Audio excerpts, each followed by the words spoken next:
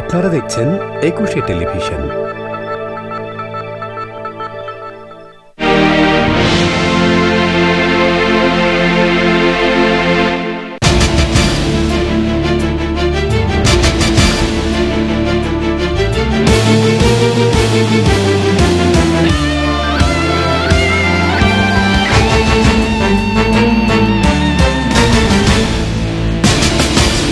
বিশ্বব্যাংকের দুর্নীতির অভিযোগ ভিত্তিহীন বললেন অর্থমন্ত্রী। কম খরচে যথাসময়ে পদ্মা সেতুর কাজ শুরু হবে জানিয়েছেন যোগাযোগ মন্ত্রী। পদ্মা সেতুর দুর্নীতির কারণে আন্তর্জাতিক দুর্নীতিবাজারে স্বীকৃতি পাওয়ায় সরকারের পদত্যাগ দাবি খালেদা জিয়া। সারা দেশে সাংবাদিক হত্যার বিচারে পদক্ষেপ নেওয়ার কথা জানিয়েছেন প্রধানমন্ত্রী। চাঞ্চল্যকর মামলা স্থান পেল সাগররণী হত্যাকাণ্ডের ঘটনা।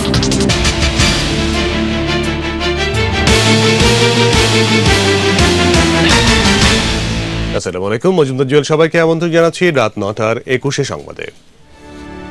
মিশন গ্রুপ, দেশ গড়ার অংশীদার। পদ্মা সেতু প্রকল্প নিয়ে বিশ্বব্যাংকের দুর্নীতির অভিযোগ ভিত্তিহীন বলেছেন অর্থমন্ত্রী আবুল মাল আব্দুল মুহিত। আজ সচিবালয়ে পদ্মা সেতুতে বিশ্বব্যাংকের অর্থায়ন বাতিল নিয়ে সংবাদ সম্মেলনে তিনি একথা বলেছেন। অর্থমন্ত্রী বলেন, দুর্নীতির বিষয়ে কাজ করছে দুদক, তাই সরকার মাথা ঘামায়নি। পরে অবশ্য সরকার জেনেছে বিশ্বব্যাংক কোনো তথ্য প্রমাণও দেয়নি। অর্থমন্ত্রী আরো বলেন, যেহেতু বিশ্বব্যাংকের ওই বিজ্ঞপ্তি প্রকাশের পর গণমাধ্যমে নানা ধরনের বক্তব্য আসছে, তাই সরকার মনে করে এসব অভিযোগ একেবারেই ভিত্তিহীন।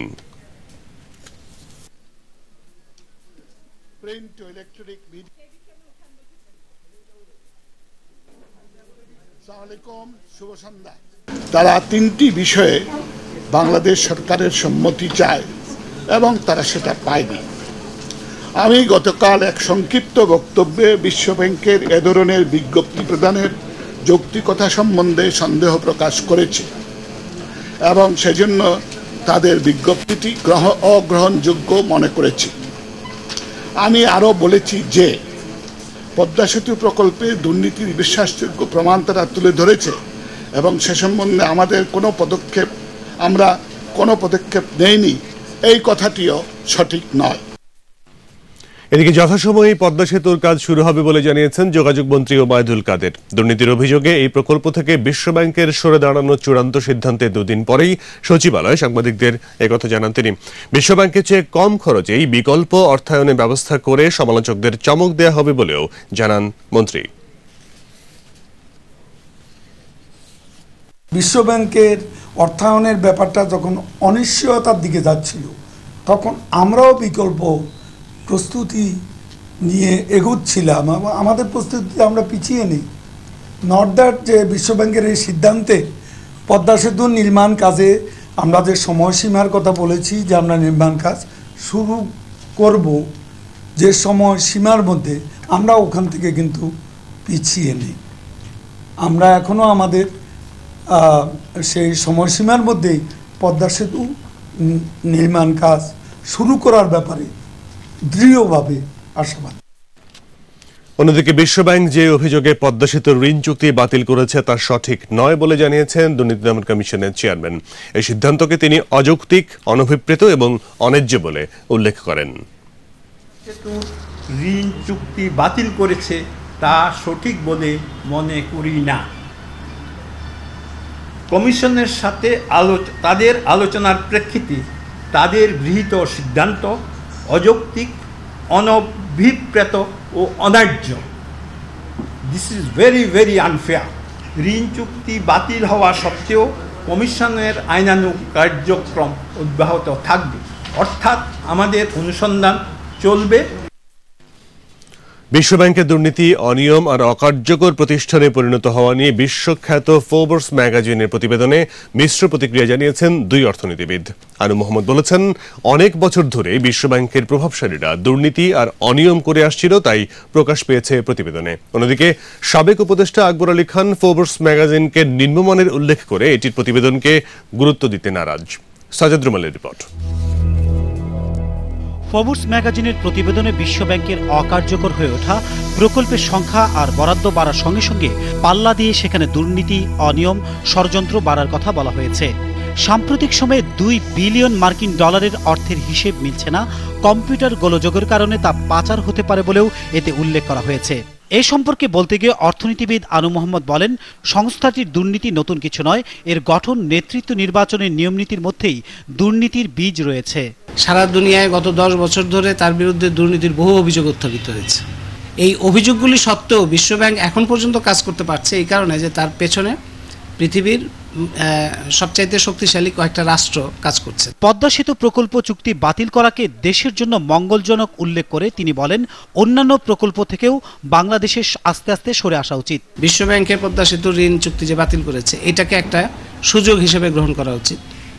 বিশ্বব্যাংক অন্যান্য খাতগুলিতেও ঋণ চুক্তি সব বন্ধ করে দেখ, এটা বাংলাদেশের জন্য মোটেই খারাপ হবে না, বরঞ্চ বাংলাদেশ ভাইরাস মুক্ত হওয়ার একটা জায়গা তৈরি করতে পারবে। আর পদ্মা সেতু প্রকল্পের দুর্নীতির অভিযোগের সঙ্গে বিশ্বব্যাংকের দুর্নীতির খবরকে আলোচনায় আনাটা সরকারের পক্ষে সাফাই বলে মনে করেন আকবর আলী খান। পৃথিবীর অন্যান্য রাষ্ট্র এবং সংস্থার তুলনায় বিশ্বব্যাংকের দুর্নীতির পরিমাণ খুবই কম। এই সমস্ত এগুলি হলো গার্বেজের ম্যাগাজিন, এগুলি কোনো ভদ্রলোক পড়ে না। আমি আমেরিকান ইকোনমিক অ্যাসোসিয়েশনের মেম্বার, আমার কাছে এই মাসের জার্নালও আছে, এর কোনো সংখ্যা এই সমস্ত জিনিসের কোট করা হয় না। তবে দুজনেই একটি বিষয়ে একমত, দুর্নীতি বিষয়ে নিজেদের দুর্বলতা থাকায় বিশ্বব্যাংকের অংশীদার হওয়া সত্ত্বেও বাংলাদেশ সংস্থাটির এমন ধরনের অভিযোগ নিয়ে প্রশ্ন তুলতে পারবে না। বিশ্বব্যাংকে দুর্নীতির কেউ যদি ধরা পড়ে তাহলে তার কঠোর সাজা হয়, সে ব্যবস্থা। সাজিদ রমেল, একুশে টেলিভিশন, ঢাকা। দুর্ভাগ্যবশত দুর্নীতিবাজের আন্তর্জাতিক স্বীকৃতি নিয়ে এই সরকারের পদত্যাগের দাবি জানিয়েছেন বিএনপি চেয়ারপারসন এবং বিরোধী দলীয় নেতা বেগম খালেদা জিয়া। ফেনীর ফুলগাজী, পরশুরাম এবং ছাগলনাইয়ায় প্রাকৃতিক দুর্যোগে ক্ষতিগ্রস্তদের ত্রাণ এবং আর্থিক সহায়তা দেওয়ার সময় জনগণের উদ্দেশ্যে বক্তব্যে তিনি এই দাবি জানান। বেগম জিয়া অভিযোগ করেন, এই সরকার লুটপাট সমিতির সরকার, এদের দিয়ে দেশের আর কোনো উন্নয়ন সম্ভব নয়। তাপসী রাবেয়ার রিপোর্ট। চট্টগ্রামের আকবর শাহ কলোনির ক্ষতিগ্রস্তদের মাঝে ত্রাণ বিতরণ শেষে ফেনীর ফুলগাজী, পরশুরাম ও ছাগলনাইয়ে ত্রাণ এবং আর্থিক সহায়তা দেন বিরোধী দলীয় নেতা বেগম খালেদা জিয়া। ফুলগাজীতে ত্রাণ বিতরণের আগে বেগম জিয়া মহাজোট সরকারের ব্যর্থতার চিত্র তুলে অভিযোগ করেন, এই সরকারই তাদের ব্যর্থতার প্রমাণ দিয়েছে। লুটপাট, গুম ও খুনের ঘটনাই দেশের বর্তমান পরিস্থিতি প্রমাণ করে। এই সরকার হলো মহা দুর্নীতিবাজ সরকার। আজকে দেশকে তারা শেষ করে দিয়েছে। খুন, জখম, হত্যা, এই হলো দেশের সত্যিকারের চেহারা। আওয়ামী লীগ একটি ব্যর্থ সরকার। দুর্নীতির কারণে শিল্প কারখানা, ব্যবসা বাণিজ্য ও অর্থনীতি ধ্বংস হয়েছে বলে অভিযোগ আনেন বেগম জিয়া। বিদ্যুৎ ও গ্যাসের সংকটে দেশের মানুষ নাজেহাল বলেও দাবি করেন তিনি। কুইক রেন্টালের মাধ্যমে বিদ্যুৎ উৎপাদনের নামে জনগণকে বিভ্রান্ত করা হচ্ছে বলেও জানান বেগম জিয়া।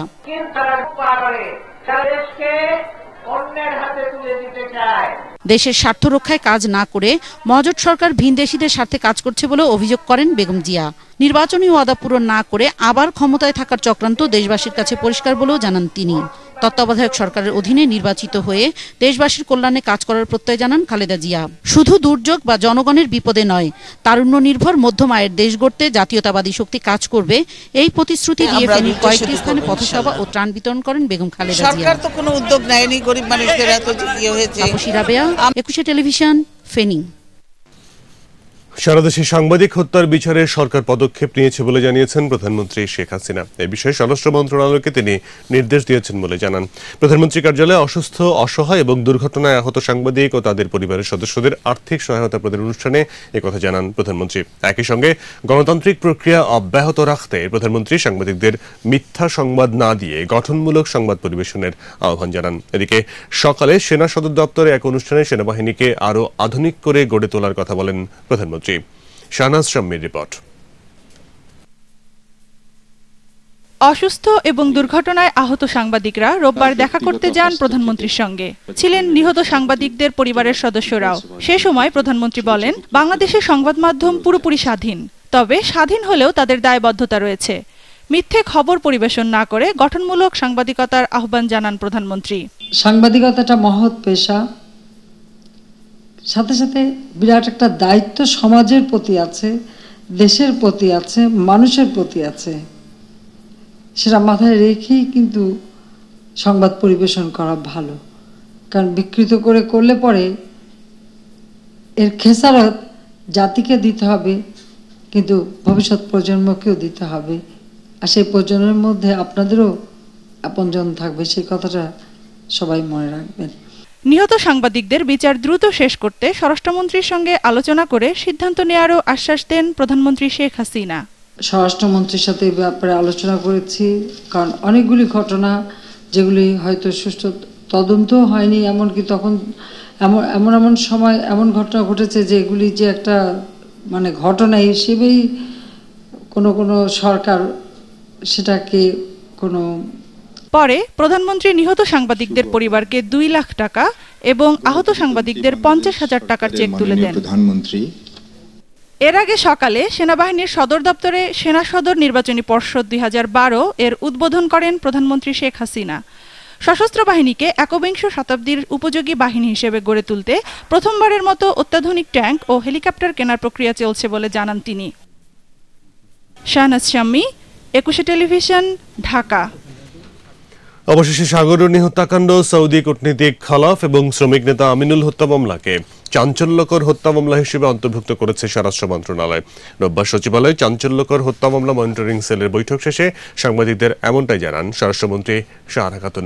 এবার সময় বেঁধে না দিলেও দ্রুত সময়ের মধ্যেই চার্জশিট দেওয়ার নির্দেশ দেওয়া হয়েছে বলেও জানান তিনি। ফাল্গুনী দত্তের রিপোর্ট। গত 11 ফেব্রুয়ারি রাজাবাজারের ভাড়া বাসায় নৃশংসভাবে হত্যা করা হয় সাংবাদিক দম্পতি সাগররুনিকে। প্রায় 1 মাস পর 6 মার্চ নিজ বাসভবনের কাছেই সৌদি কূটনীতিক খালাফকে হত্যা করা হয়। এরপর সাভার থেকে নিখোঁজ হওয়ার কদিন পর টাঙ্গাইলে পাওয়া যায় গার্মেন্টস শ্রমিক নেতা আমিনুলের মৃতদেহ। 3টি হত্যাকাণ্ডের ঘটনায় দেশে বিদেশে ব্যাপক আলোচনা সমালোচনা হলেও এখনও নেই উল্লেখযোগ্য অগ্রগতি। সবশেষে রোববার এই 3টি মামলাকে চাঞ্চল্যকর হত্যা মামলা হিসেবে অন্তর্ভুক্ত করল স্বরাষ্ট্র মন্ত্রণালয়। চাঞ্চল্যকর মনিটরিং সেলের মধ্যে আজকে আরও 3টি মামলা ইনক্লুড করা হয়েছে। সেই 3টি মামলা হলো সাগররুনির মামলা, সৌদির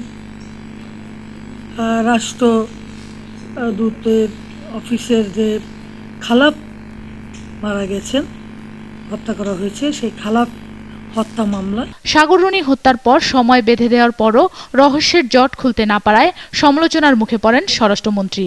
আর তাই এবার দ্রুত সময়ের মধ্যে তদন্ত শেষ করতে বলা হলেও কোনো সময় বেঁধে দেওয়া হয়নি। কবে আপনারা বলবেন যে কবে, যে এইটা আমি বলতে পারবো না। একবার 48 ঘন্টা বইলা যেই বিপাকে পড়ছিলাম আরো বলি। আমিনবাজারের 6 শিক্ষার্থী হত্যা মামলা, রাজশাহী বিশ্ববিদ্যালয়ের ছাত্র ফরুক এবং গুলশানের শিশু আলিফ হত্যা মামলার তদন্ত শেষ হওয়ার 1 সপ্তাহের মধ্যেই চার্জশিট দেওয়া হবে বলেও জানান মন্ত্রী। ফাল্গুনী দত্ত, 21 টেলিভিশন, ঢাকা। বিরতি নিচ্ছি, যখন ফিরছি তখন অন্যান্য খবরের সঙ্গেও থাকবে। জামায়াত নেতা গোলাম আজমের মানবতা বিরোধী অপরাধের সাক্ষ্য গ্রহণ শুরু, সাক্ষ্য দিলেন অধ্যাপক মুনতাসির মামুন। আজ ইউরো কাপের ফাইনালে মুখোমুখি হচ্ছে স্পেন এবং ইতালি।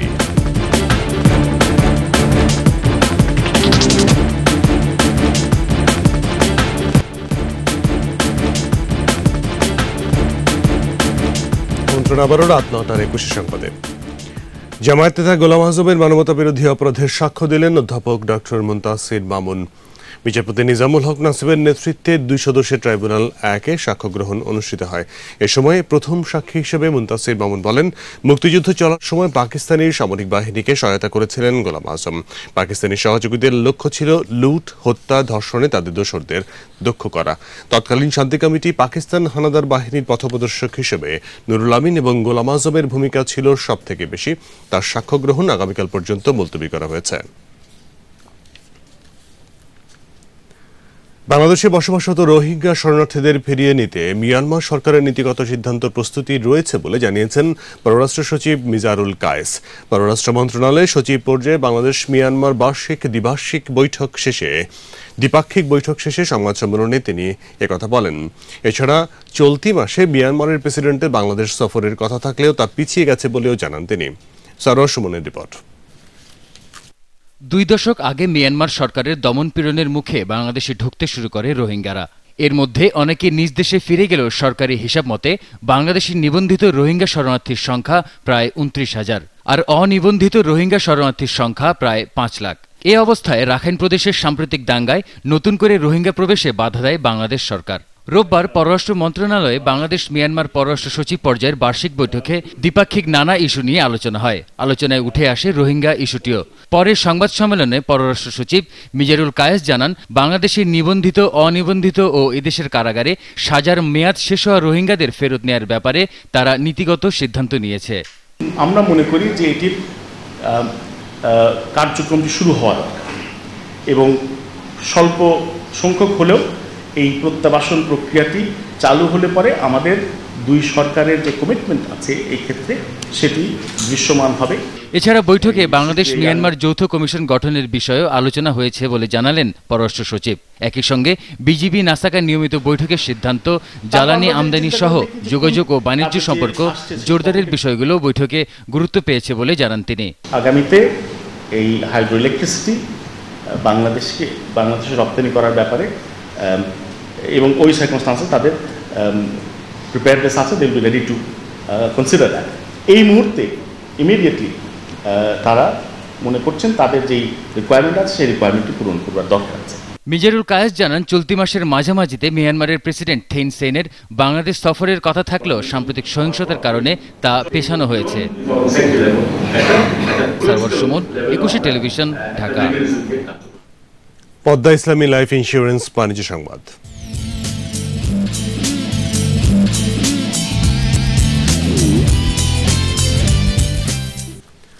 চলতি বছরের 31শে ডিসেম্বরের মধ্যেই ঢাকা এবং চট্টগ্রাম স্টক এক্সচেঞ্জের ডিমিউচুয়ালাইজেশন প্রক্রিয়া চূড়ান্ত করা হবে বলে জানিয়েছেন উভয় স্টক এক্সচেঞ্জের প্রেসিডেন্ট।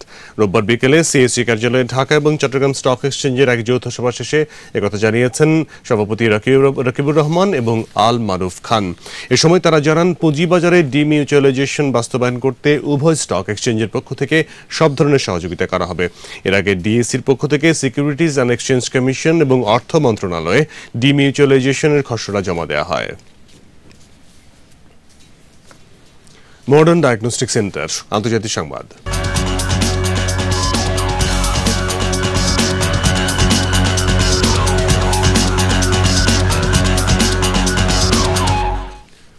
কেনিয়ায় দুটি ক্যাথলিক গির্জায় বোমা হামলায় অন্তত 16 জন নিহত হয়েছে, আহত হয়েছে আরও 40 জন।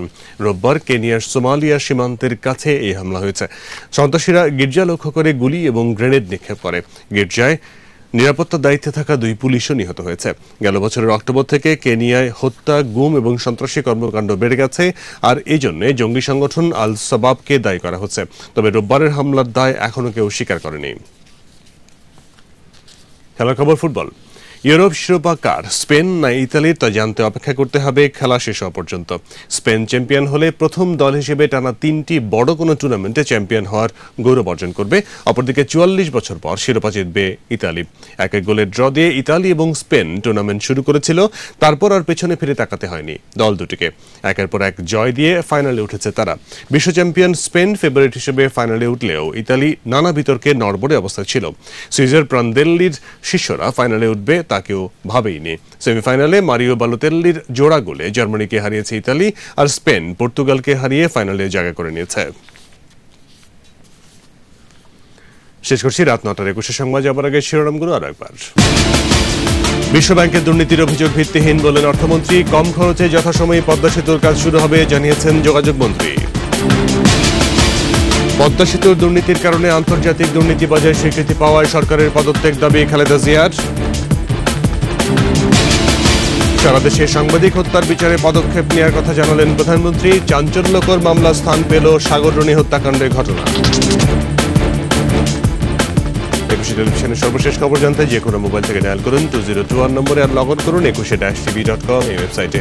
এছাড়া 21 যে কোনো অনুষ্ঠান সরাসরি দেখা যাচ্ছে Facebook/21TV লাইভ এবং Twitter/21TVBD এই ওয়েবসাইটে। পরের সংবাদ রাত 11টায় দেখার আমন্ত্রণ রইল। 21 সঙ্গে থাকুন।